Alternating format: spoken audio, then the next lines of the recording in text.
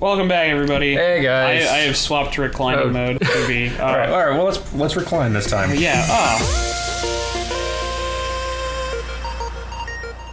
Dan, how do you like it back here on the couch? Pretty nice. Can you guys still hear us? You probably can. I know, it's probably. We got dynamics processing. We'll be good. Oh, fine. Oh, God. What were we talking about? It was really important. We're talking about aesthetic stuff and how all the different parts of this game kind of go together. And you were talking about the action game? the action combat stuff aspect. Yeah, it's so weird. You have to put the core in the thing. Oh, you're right. Dude. Core. No, the other thing. Oh, the other thing. The glowy thing. What? I think. Yeah, there you go. Yeah, there we go. All right, we made it. Only fair he decides what we build next. So, I think, like, aesthetically is one of those things, like, yes, you can do the arsenal so you can pick up the hammer. Yes. Bastion's a place of peace, but we can hold our own if we have to. But, like, the aesthetics are right, like, I think they're a little bit mismatched, but it also just sort of fits together for me. It's, like, the Western stuff, like, it's kind of exploratory, and, like, you're building a new world, and you're, like, moving through the ruins of an old world feels like Western-y to me.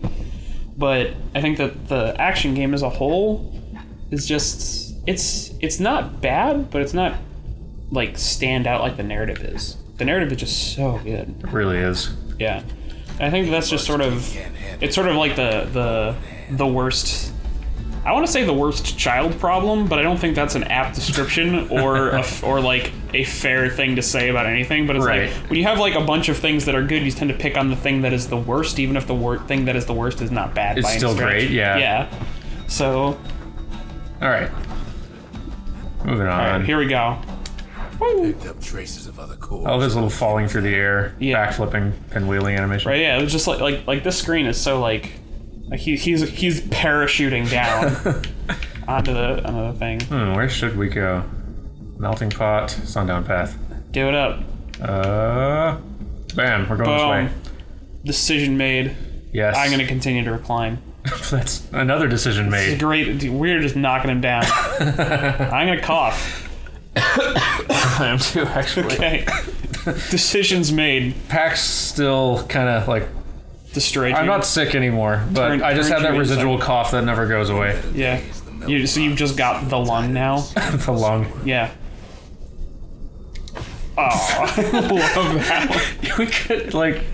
We could at least try to make a parachute. No. It's just like he's just totally fine with it and just launches himself in the air. Oh, that's a good line. Yeah, like it almost makes me want to run into different enemies just to like and do other weird stuff just to see what he'll say because I know he'll acknowledge it. Right, exactly. And like that's sort of putting a lot of like because there are different types of people that play games, right? Like you have the explorer, you have the competitor, the killer they call it. It's like Bartle's test or whatever. I don't know what it is. We're gonna have an episode about that soon. Yeah. It will have already come out by the by the time you guys hear it, so cool. So yeah, go check that out in the past future. But usually what happens is games tend to focus on one or at least tend to appeal to a couple different ones and not focus on everything. With the goal being that you... Like, my game is going to be for explorers, which means if you're an explorer, you're going to like this game, and I'm not going to worry about it too much if you're not an explorer. Like, I want you to enjoy the game, but I'm using this to explore to appeal to a certain type of player. What I liked about these mechanics is they tend to push you down. The game is very good about exploration that tends to push you down the path with multiple different mechanics. There's a lot of the games that are really good at appealing to their archetype do. Because they tend to just say... Yes, we are exploration games, and we will make an explorer out of you for at least part of this, even if you do not. Did you smirk for a reason? Were you thinking I'll make a man out of you by Mulan? By Mulan, the artist, formerly known as Mulan. Shipments start falling in. But the idea being that you can encourage players to enjoy the line of play that your player is taking. Boom! Look at that squirt. Yeah. Oh my god. I think now is a perfect time for my customary mid-episode apology to the viewers for my horrible play. No, it's fine. You got this. If you'd like, I can just take the controller without telling anybody, and we can just pretend that you're really good at the game. I could take so much credit. Yeah, all of the credit. You could say extra credit. Sorry, Carrie was giving me a look, and I knew she was waiting for that. So usually that's the sort of thing that someone else would say around you just to see the face you would make. Yeah. I'm reclined. I'm a lot more relaxed about the pun hating right now. This is laid back Dan. I like yeah, this is chill Dan. Chill Dan puns as he pleases. Yeah, chill Dan does whatever he wants, man. Oh, there's a little get the little guy to the right. Wait, is there a guy to the right? Yeah, there's a little no, your squirt friend has got it. Oh, cool. Oh, now there's a big gap. Thanks, squirt friend. I have a plushie scumbag. Oh, I wish I had so one of those. Cute. It's so adorable. Ow. So gross. Ow, stop. You're fine. Stop hurting me. Fine. Real territorial around the core. You know what? I kind of like the machete now that, Yeah, I know, right? the weapon is pretty dumb.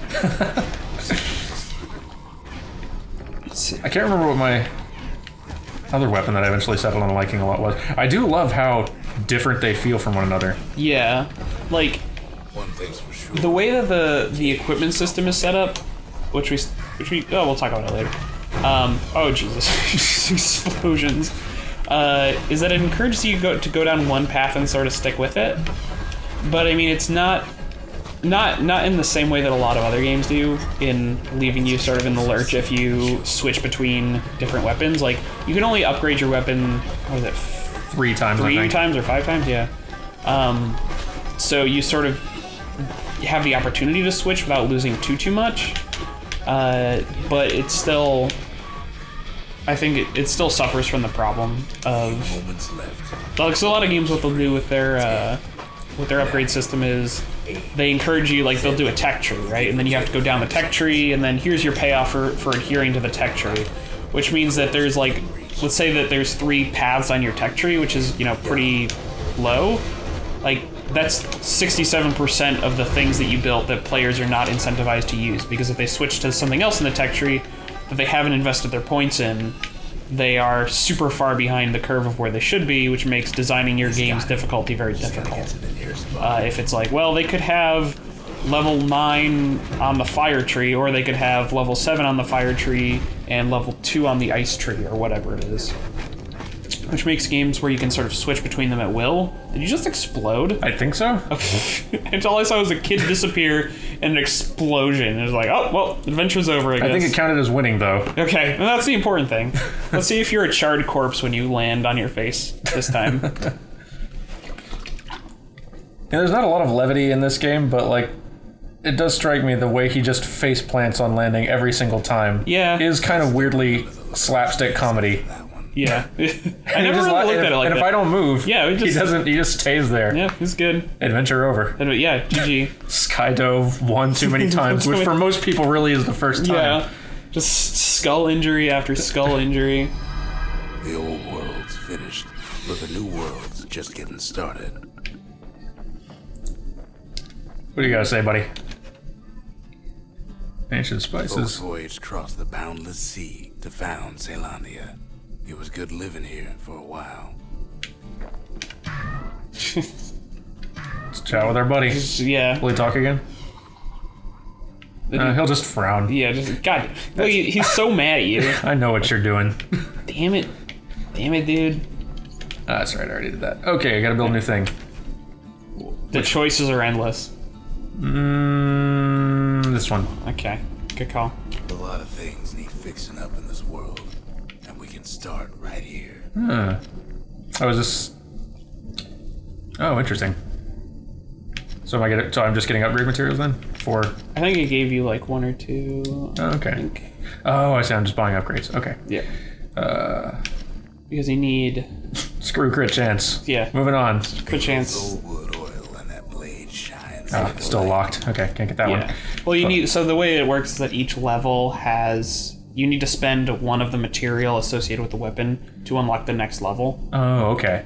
So you can't actually upgrade your bow to the 2nd level until you get something stringy or whatever it is. Those old bones still. Oh, excuse me, sorry. But yeah, like this is what I'm talking about with the upgrade system. Just the fact that you can sit there and like the cool thing is that you could find something sharp and that there's no other reason to use it other than to upgrade your war machete, but the fact that it still costs you this game's currency means that, like, you're investing in weapons, but since you can only use 2, right, like, if you're not going to use them, like, because players will probably just pick their favorites, usually, in cases like this, because there's no real reason to approach things from a different angle. The repeater and machete, favorite choices of the Ura hunters we once fought. They've got a line for every single weapon combination. Yeah. I love it. It's real good, right? Like, it's definitely it's different in the way that we traditionally think of game explorers, in that it's narrative, but the benefits are worth it. like it's narrative exploration where we just do stupid mechanical things like switch our weapons every time just to find the next narrative bit. Narrative exploration is a good way to put it, actually. Yeah, it's really interesting. Let's try one of these proving grounds. Yeah. I guess I like the way that they do this. Or these little mini challenges. Yeah, because they, one, give you rewards for using all the different weapons, so they force you to use each weapon. Which I do appreciate, level. because I am the type of player who, like, finds my thing and then sticks to it, which... Yeah. So, like... And similarly in Transistor, like, being forced to try the different stuff, and, like, that game is all about different weapon combinations and trying different stuff. Like, I found a whole lot of other things I never would have discovered because they forced me to. Right, exactly. That's why, one of the major reasons why I think Transistor is a better mechanical game. Maybe we should play a little bit of that toward the end of this. Sure, we can do that. There's nothing specific I'm supposed to be doing. Foes remaining. Oh. Yeah, there is some dork popcorn servers that are spitting out dorks. I see. Oh god, oh god. Hack and slash. Fall. Right, they even have like a special falling line for this particular place. A really charitable one. Yeah, it's like... It's alright, dude. It's No, yeah, it's probably not your fault or anything. Also, you have a shield on left trigger.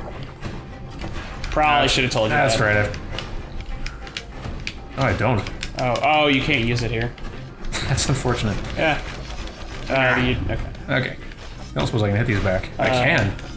Oh. No, they the purple hit you. ones anyway. They just bounce off when they hit you. Oh, I see. Hold X to throw your thing. Oh, that's right. It's way harder to pay attention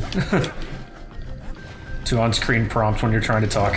And I'm not even talking much. You're doing most of the talking. Yeah, which I appreciate. You're welcome. That's what I figured out with doing this with Brett, was that whoever was playing like didn't have to talk as much just because it was really, really hard.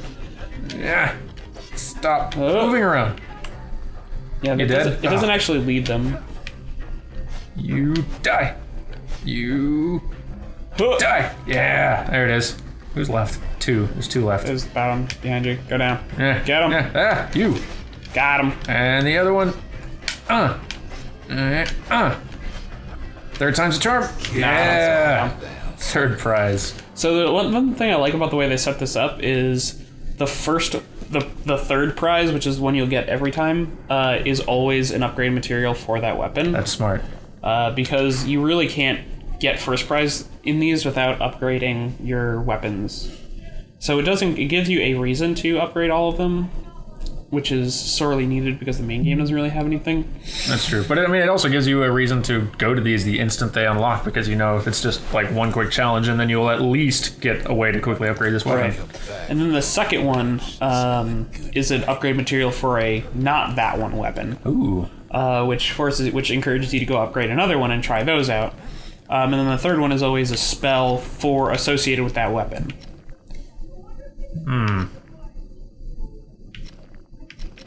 Should we go with the crit route? I don't know. Let's just do it. Just throw all the swords. Yeah, let's just theme this entire playthrough as screw crit chance, screw crit hit. Yeah. And we'll see if that comes back to bite us later. It's probably fine. Yeah. I was thinking that, like, you have to make it so that all of those upgrades are technically fine. True. Like, any combination of them. Can't be a wrong one. Right. Yeah. Okay. We'll go. Actually, we will go to the next one at the start of the next episode. Sundown Path, Dan. Are you ready? I am so ready. Sundown Path. It looks soft. Look at all those pillows. Oh my god. This landing is going to be marginally better. Okay.